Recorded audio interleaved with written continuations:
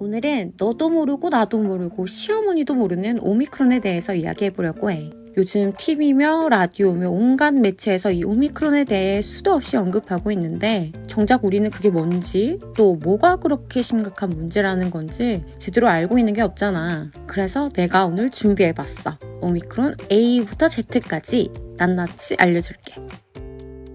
2021년 11월 9일 수집된 표본에서 처음 확인됐고 남아프리카 공화국이 2021년 11월 24일 WHO에 정식으로 보고했어. 오미크론은 그리스 문자 알파벳 15번째 글자인데 이 명칭에 대해서 말들이 좀 많아. 코로나 바이러스 변이가 나올 때마다 그리스 알파벳 글자 순서대로 이름을 붙였는데 앞서 12번째까지는 순서대로 뮤 변이라고 불렀거든. 그래서 당연히 13번째에도 다음 알파벳인 뉴 변이라고 명명될 것이라 예상했지. 그런데 예상과는 반대로 WHO가 그리스 문자의 뉴와 크시를 건너뛰고 오미크론을 선택해서 기존의 관행과는 다른 행보를 보여.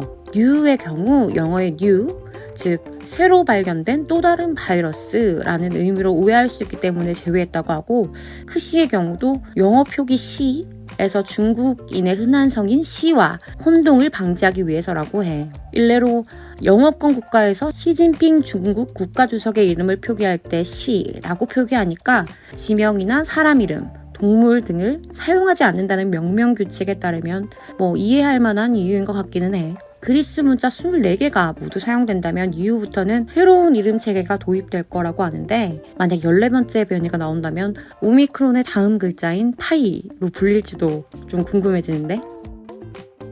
스파이크 단백질은 항체가 결합하는 부위인데 바이러스가 인체에 침투하는 통로 역할을 해. 그래서 이 부분에 돌연 변이가 발생하면 전파력이 더 커지거나 이미 항체가 형성된 사람의 면역 체계를 피해서 돌파 감염이나 재감염을 일으킬 수도 있어. 오미크론은 스파이크 단백질이라고 하는 돌연 변이가 총 32개로 발견되었어. 기존에 인도발 델타 변이에서 발생한 돌연 변이가 16개였으니 2배가량 보유하고 있는 거지. 특히나 스파이크 단백질 중에 인체세포와 가장 먼저 접촉하는 수용체 결합 영역에서 델타 변이는 2개의 돌연 변이가 생겼지만 오미크론은 그 개수가 10개나 돼. 그런데 그간 발생했던 바이러스 중에 전염성이 가장 높은 것이 델타이고 우리나라에서도 신규 확진자의 대부분이 델타 변이에 감염됐거든? 정리하자면 오미크론은 델타 변이보다 더 높은 전염성을 가지고 있고 기존의 백신이나 항체 치료제가 효과가 있을지 미지수이기 때문에 또다시 바이러스의 대유행이 시작될지도 모른다는 거야.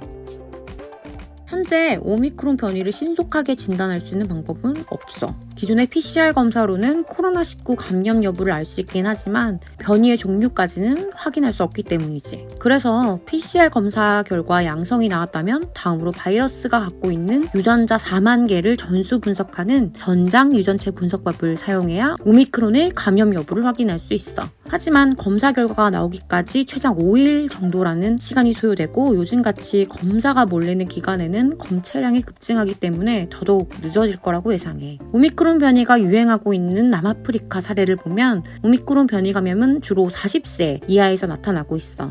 대표적인 증상으로는 극심한 피로감, 두통, 인후통, 기침, 몸살, 고열이 동반된다고 하는데 그 증상이 심각하지 않은 경미한 수준이고 호흡곤란이나 미각, 후각, 소실은 발견되지 않았다고 해. 남아공의 의사들은 지금까지는 델타보다 오미크론 증상이 경미하다고 밝혔다는데 오미크론 변이가 보고된 지 2주밖에 지나지 않았고 일부 환자에 한한 증상일 수 있기 때문에 100% 신뢰하기는 어려워.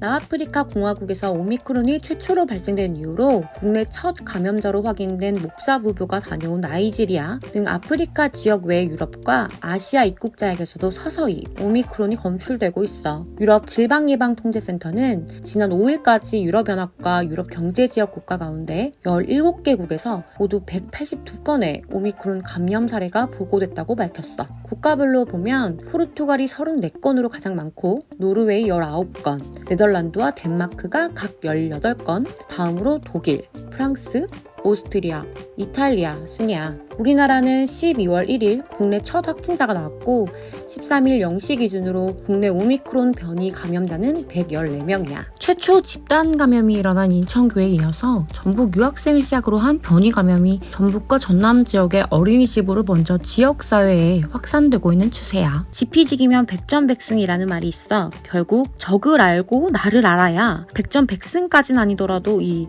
초유의 팬데믹 위기 상황을 극복할 수 있을 거라고 생각해. 모르는 건 죄가 아니라고 하지만 요즘 세상엔 모르는 것도 죄가 되는 시대야. 고스란히 그 피해는 나에게 오게 되니까. 그러니까 앞으로 나와 함께 지성과 교양을 열심히 쌓으면서 이 험난하고 드라마틱한 인생을 현명하게 헤쳐나가 보자.